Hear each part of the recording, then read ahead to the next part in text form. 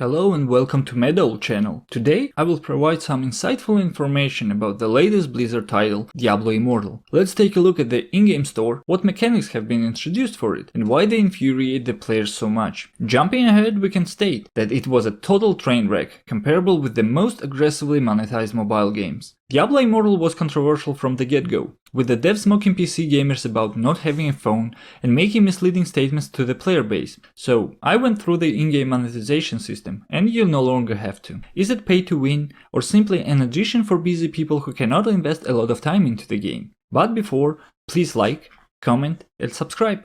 Thanks for watching. Okay, let's start from the beginning. As soon as you start the game, you are taught the basics of control, like in any other game. And as you reach level 3, you have a new opportunity, the assignment of skills. And personally I had thoughts like, great, this for sure should be something useful and interesting. New skills, new items, blacksmith, we can see and meet Deck Arcane. No problem, count me in. And here comes the player enjoying rather pleasant, minimalistic gameplay, when suddenly a notification window appears. You have access to the beginner's kit, and you open the location of this set, and it turns out that this is a chest that can only be purchased for real currency, for 99 cents to be precise, and inside you will find 60 eternal orbs which are in-game real money currency, and a transmogrification for weapons for your current class. Worth mentioning that if you buy this one-time set on the Enchantress and get a staff, then on a Demon Hunter you will have to buy the same one-time set separately to get the crossbow transmogrification. Okay, let's say it's tolerable, but by now your character has already completed his first dungeon, and here the player is presented with another great opportunity to purchase the Mad King Treasury for 99 cents with legendary and rare glyphs and 6 ordinary gems that really affect the strength of the character. They work almost like in Diablo 2 and 3, only they don't depend on the type of the item, only on the color of the nest, giving the character a bonus to damage, armor penetration, survivability, and so on.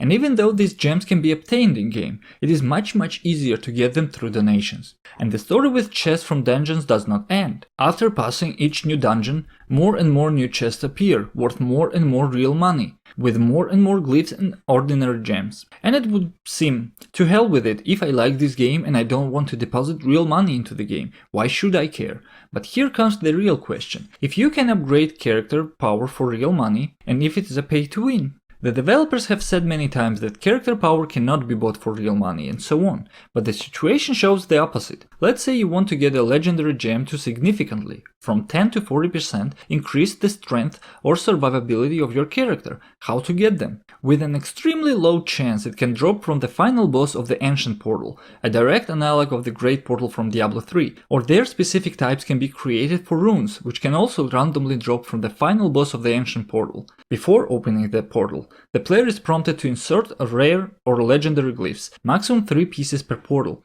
in which rare gives 1 positive or negative modifier for the entire dungeon, and legendary gives 2 modifiers. Each rare glyph is guaranteed to drop 4 runes of a random variety and quality, as well as 1 glimmering ember, which are used to create a specific gems. 1 rare glyph is given out for free, each 1 day.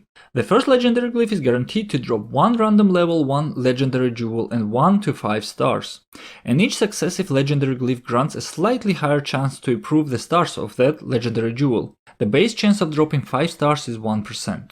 And this is exactly where the fun begins, the legendary gems and their stars. The moment you happen to get a legendary gem from a legendary glyph or from a master jeweler, it will always be level 1, which can be upgraded with the runes up to level 10, without any problems, but a random number of stars, from 1 to 5. The more stars the legendary gem has, the more effective this gem will be, not counting additional nice bonuses such as an increased number of basic characteristics of the gem, a bonus to combat rating and an additional bonus to the search for magic items. It would seem that the system, albeit a little tricky, but completely follows the rule random is fun. You can only buy legendary glyphs either directly for 160 eternal orbs or for 1500 platinum, currency that is issued for a game in a meager amount, but which you can either buy with eternal orbs, again they can only be bought with real money, or get by selling your useful items on the in-game market. And here we come to another problem of microtransactions. Do you remember the in-game auction in the release version of the original Diablo 3?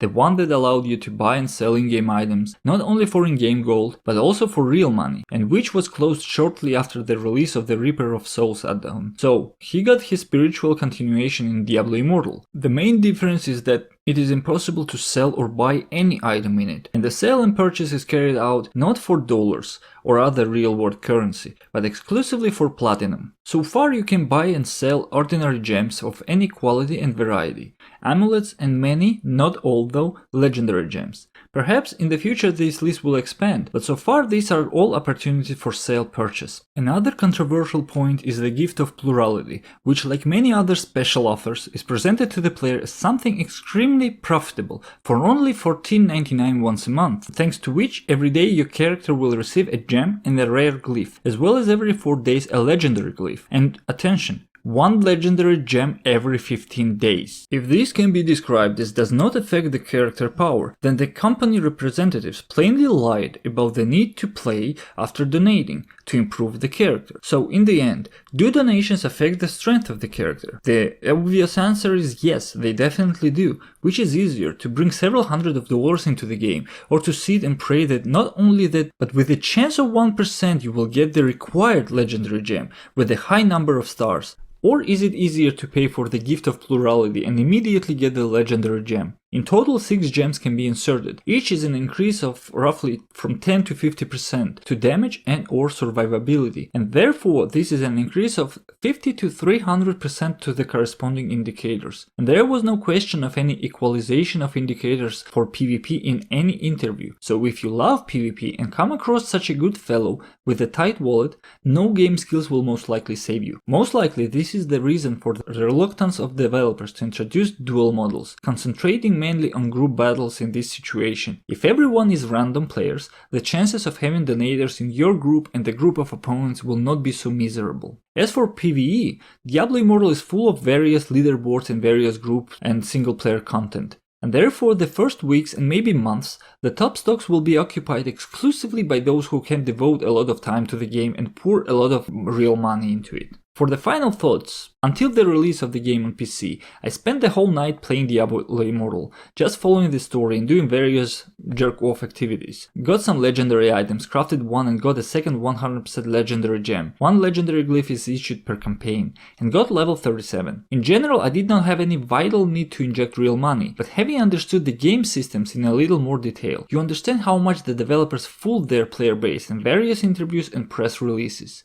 Microtransactions absolutely affect character power, and as I provided above, some of them literally power up your character the moment you purchase something with real money. Yes, the vast majority of microtransactions require the passage of some kind of content, obtaining items with ordinary or legendary sockets for example, but they not only save the player's time by completely or partially eliminating the element of randomness, but also definitely make him noticeably stronger or immediately the same. On this occasion, many players are now extremely dissatisfied with the approach of Blizzard Entertainment to the Diablo Immortal monetization system. It is overtly aggressive. Yes, it's a pleasure to play the game, plus the plot is quite interesting with characters that are iconic for the series and interesting small town stories. However, looking at the positions of the in-game store, you understand that sooner or later your character will run into a payment wall from which there can be only 2 ways out: spending tens or even hundreds of hours to get the power that the donor will receive in a few hours, or start depositing real money and not to buy your favorite cosmetics, but to directly increase power of your character. With all the advantages of Diablo Immortal, the monetization system destroys many of them. Perhaps the developers will somehow listen to dissatisfied sentiments of the game community, but the chances of this are quite small. They may perceive dissatisfied people as not the target audience of the game and continue to sell character power for a lot of real money, leaving everything as it is now, otherwise, and completely expanding the possibilities of donors to increase the power of the character. If you like the content, please leave a comment, like and subscribe. Thanks for watching and take care.